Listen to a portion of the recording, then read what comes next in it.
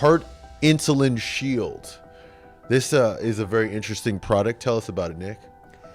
It's a sophisticated product, and I looked at the 3 leading herbs that would help to control insulin and lipid metabolism. Why?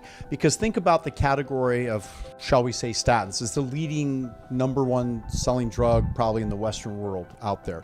And it potentially could have side effects. I mean, you hear of issues with CoQ10 affecting the heart with those particular drugs. Sure, a doctor might prescribe it. It should only be for short-term use. If your doctor is really knowledgeable, he's going to look at a product like this, Heart Insulin Shield, and he's going to also look at, how can we improve the diet and exercise. So let's go full circle for the lifestyle intervention. But I got to say, when you independently look at studies for Bourbon by itself, Lycopene, the Lycopene beads that we use, which is highly, highly potent and effective, and Bergamot, individually, these herbs perform to modulate insulin and lipid metabolism. You put the 3 together, oh my gosh, you've got a product that is bar none, nothing like it on the market, nothing. Bourbon is, according to Dr. Jonathan Wright, and I agree with him when you look through the literature and the science, it's safer than metformin. Potentially metformin can have side effects. Yes. Wow. And it's every bit as potent. And what's really cool, I've even had some And I don't have diabetes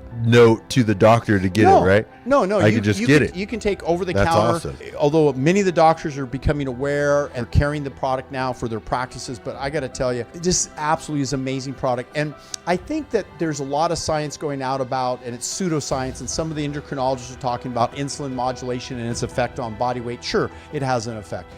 But when you put it to the test, you look at the science of a product like this, and I've even had people who have, shall I say, difficult to lower LDL cholesterol. I know there's people confused about cholesterol and total cholesterol, and there's about, in the last 5 years, studies by the meat and dairy industry to kind of mislead people, but and for their own agenda, for their own reason.